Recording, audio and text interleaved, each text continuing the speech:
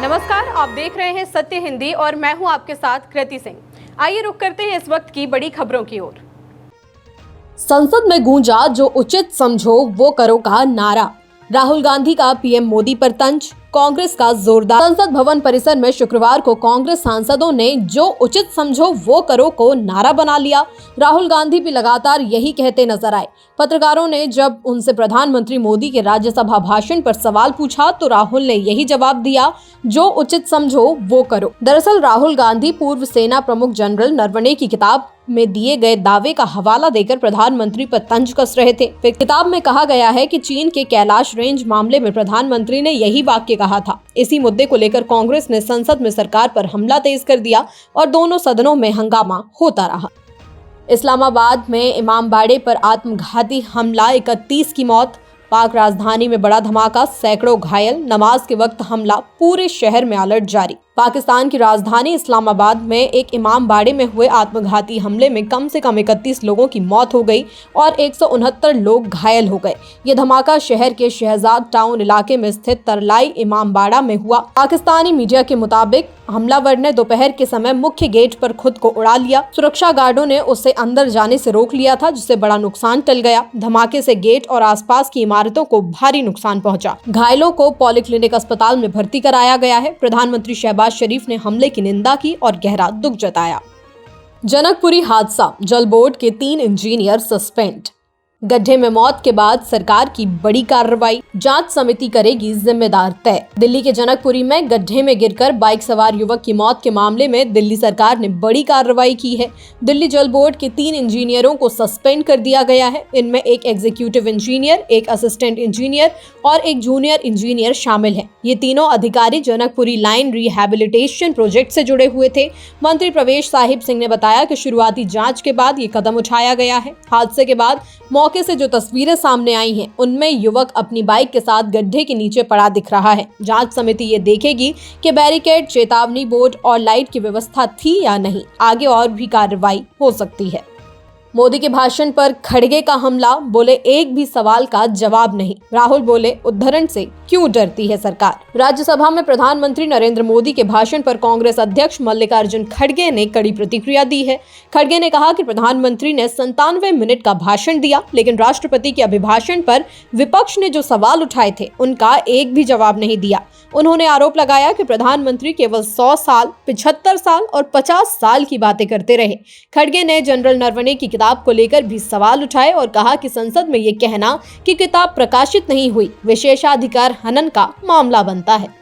अडानी समूह ने पत्रकारों पर छेड़ा कानूनी युद्ध, पत्रकारों को डराने के लिए मुकदमे, आरएसएफ का दावा। कानूनी मुकदमों से पत्रकारों को दबाने की कोशिश। अंतर्राष्ट्रीय मीडिया निगरानी संस्था रिपोर्टर्स विदाउट बॉर्डर्स ने अपनी ताजा रिपोर्ट में अडानी समूह पर गंभीर आरोप लगाए हैं।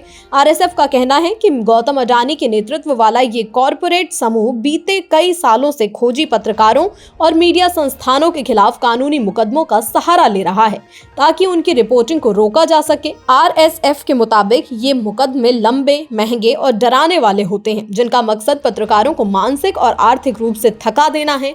संस्था ने इसे कानूनी युद्ध बताया है, जिससे भारत में प्रेस की आजादी पर गंभीर असर पड़ रहा है। रिपोर्ट में कहा गया है कि 2017 से अब तक अडानी समूह ने मानहानि और आपराधिक मामलों के जरिए कम से कम 15 पत्रकारों को निशाना बनाया। हैरानी की बात तो ये है कि अब तक किसी भी मामले में किसी पत्रकार या मीडिया संस्थान को दोषी नहीं ठहराया गया।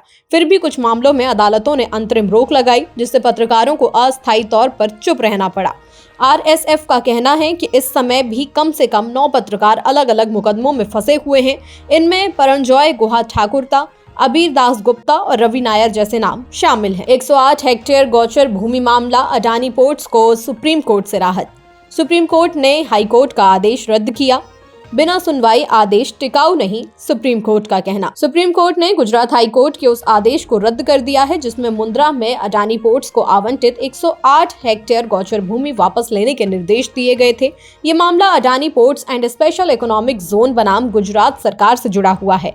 Justice JK. महेश्वरी और अतुल चंदुरकर की पीठ ने कहा कि जिस कंपनी को ये जमीन दी गई थी उसे अपना पक्ष रखने का मौका ही नहीं दिया गया, जबकि उसी के आधार पर जमीन वापस लेने और हाईकोर्ट के निर्देश जारी किए गए। सुप्रीम कोर्ट ने साफ कहा कि बिना सुनवाई के लिया गया फैसला कानूनी रूप से टिकाऊ नहीं हो सकता। कोर्ट ने यह भी बताया कि गुजरात हाई कोर्ट का आदेश सीधे तौर पर राज्य सरकार के 4 जुलाई 2024 के उस फैसले पर आधारित था जिसमें गांव की चरागाह भूमि वापस लेने की बात कही गई थी। अब सुप्रीम कोर्ट ने अधिकारियों को निर्देश दिया है कि वे पूरा मामला दोबारा सुनें और नए सिरे से फैसला करें। वेब सीरीज घूसखोर पंडित के खिलाफ यूपी में केस, जातिगत अपमान, शांति भंग करने की कोशिश का आरोप। फिल्म मेकर नीरज पांडे ने प्रमोशनल मटेरियल हटाया। वेब सीरीज घूसखोर पंडित के डायरेक्टर और टीम के खिलाफ लखनऊ के हजरतगंज पुलिस स्टेशन में एफआईआर दर्ज की गई है।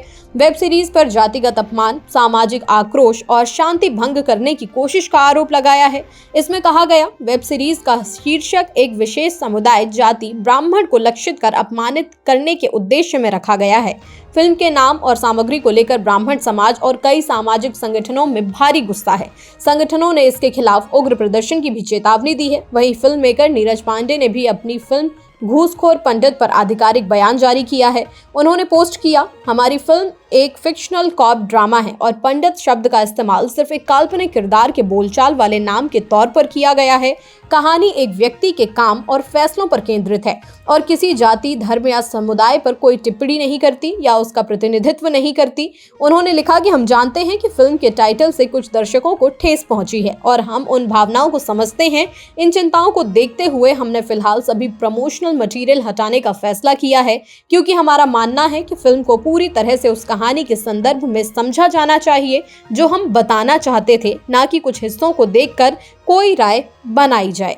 बता दें कि घूसखोर पंडित में मनोज बाजपेयी ने मुख्य किरदार का रोल निभाया है। वहीं नुसरत भरूचा और साकिब सलीम भी अहम भूमिकाओं में हैं।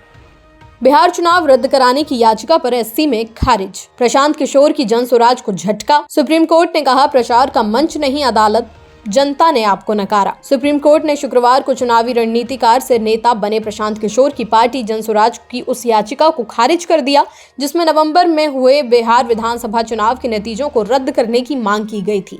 जनसुराज का आरोप था कि चुनाव के दौरान सत्तारूढ़ जेडीयू बीजेपी गठबंधन ने आदर्श आचार संहिता का उल्लंघन किया और महिलाओं को 10,000 रुपए देकर वोट प्रभावित किए।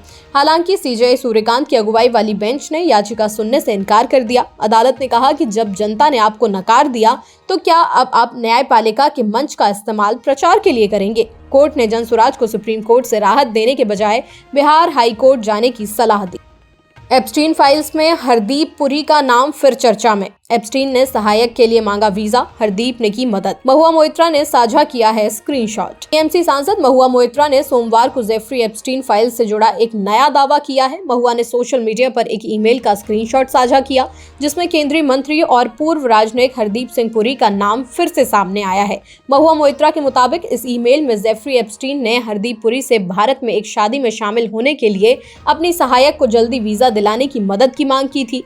दावा है कि हरदीप पुरी ने इस वीजा प्रक्रिया में तुरंत मदद की। महुआ ने यह भी आरोप लगाया कि इससे पहले हरदीप पुरी ने उन्हें फोन कर एप्स्टीन फाइल से जुड़ा एक पुराना ट्वीट हटाने के लिए कहा था। इस पूरे मामले पर महुआ मोइत्रा ने सोशल मीडिया पर लिखा कि मैं अपना जोखिम खुद उठाऊंगी सर, आपकी गुंडा सेनाएं मुझे नहीं डराती। फिलहाल के लिए इतना ही। देश दुनिया की बड़ी खबरों के लिए देखते रहिए सत्य हिंदी।